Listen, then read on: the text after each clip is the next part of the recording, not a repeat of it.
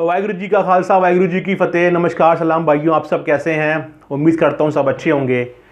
दोस्तों, मैंने कुछ दिन पहले एक वीडियो डाला था और मैंने बताया था कि जो किसानों के लिए बिल बनाया गया है वो कितना ख़तरनाक है और किस कारण से किसान हैं वो सड़कों के ऊपर उतरे हुए हैं, विरोध कर रहे हैं।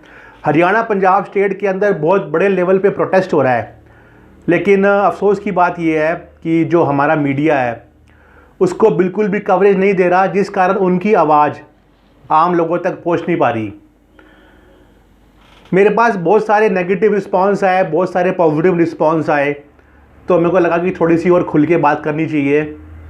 दोस्तों, उस बिल के अंदर दो ऐसी शर्तें हैं जो मेरे हिसाब से मुझे लगता है कि वो किसानों की रूह तक निचोड़ लेंगी, और वो उसी शायद उन्हीं शर्तों को लेकर किसान सड़कों के ऊपर उतरे हुए हैं।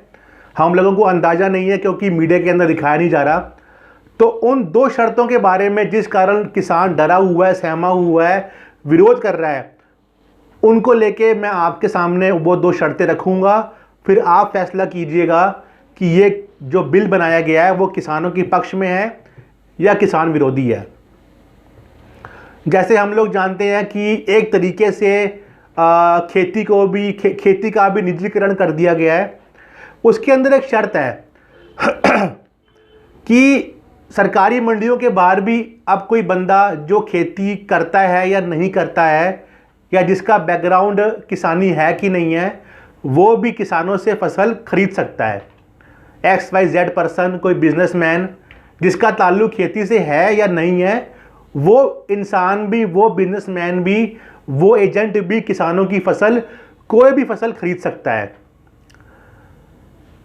उनके बीच में एक रेट तय होगा, वो उनकी आपस में उनकी जो अंडरस्टैंडिंग होगी, जो उनकी बातचीत होगी, उसके ऊपर एक रेट तय होगा।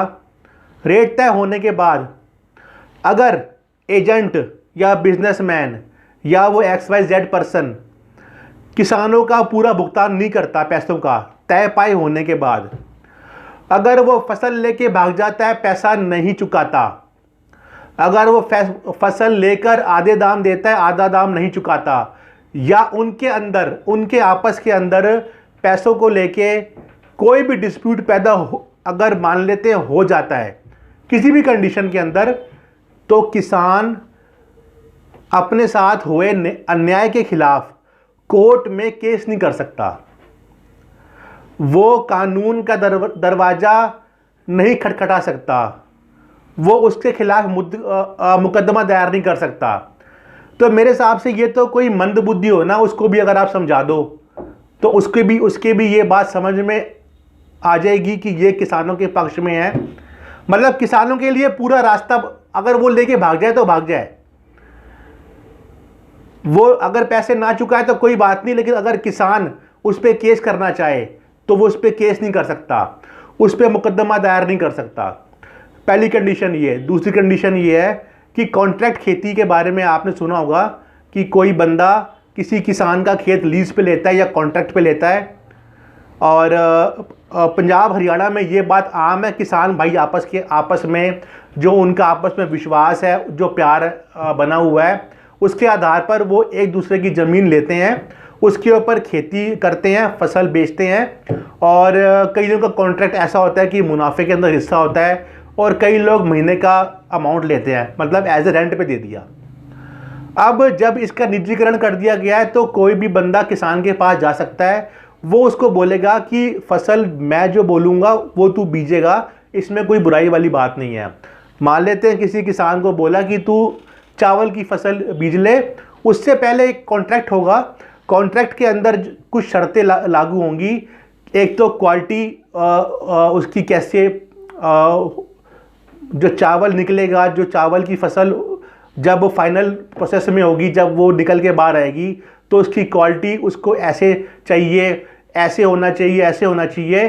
तो 2-3 शर्तों के साथ में वो कॉन्ट्रैक्ट साइन किया जाएगा।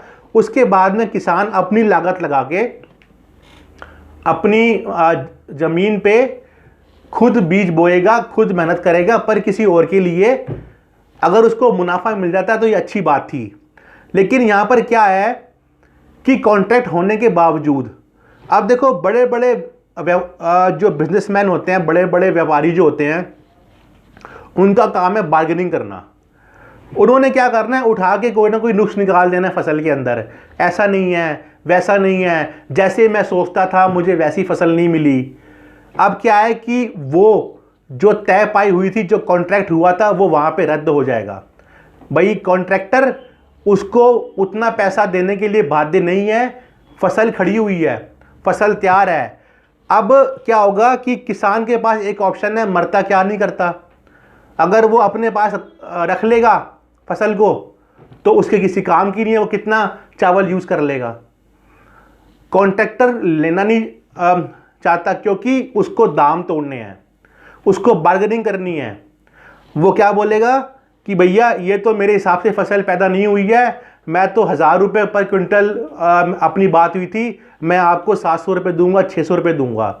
किसान की मेहनत भी लगी, उसका टाइम भी जाया हुआ और मुनाफे के नाम पे जीरो।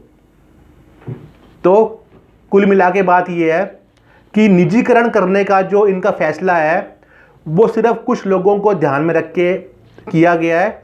लाखों टन चावल, लाखों टन गेहूं, लाखों टन मक्का कौन लेगा? कोई आम बिजनेसमैन नहीं लेगा, आपके जैसा मेरे जैसा नहीं लेगा। वो लेंगे बड़े बड़े कॉरपोरेट्स, जिनको वो स्टोर करेंगे, उनकी खपत रोक देंगे, फिर जब उनके दाम बढ़ेंगे उनको डबल प्राइस में बेचेंगे। तो ये मेरे हिसाब से सिर्फ और सिर्फ कुछ 2, 4, 5 लोगों को ध्यान में रख के ये बिल तैयार किया गया है, ताकि उनको मुनाफा हो सके, उनकी जेब हरी हो सके, और जो लाखों करोड़ों किसान हैं वो बेचारे जो सिर्फ अभी 2 वक्त की रोटी पे थे, अब वो 1 वक्त की रोटी पे आ जाएं। तो मेरे हिसाब से ये जो बिल है वो सीधा सीधा किसानों की जो ज़मीर है उसके साथ में खिलवाड़ है, सीधा सीधा किसानों की रूह निचोड़ने वाला बिल है ये। अब आपके ऊपर मैं छोड़ता हूँ, आप मुझे कमेंट बॉक्स में बताएं, जायज़ बात करना कि वाकई में ही क्या ये किसानों के पक्ष में है या ये बिल किसान विरोधी है। सत श्री अकाल। नानक नाम चढ़दी कला, तेरे पाने सर बदला भला।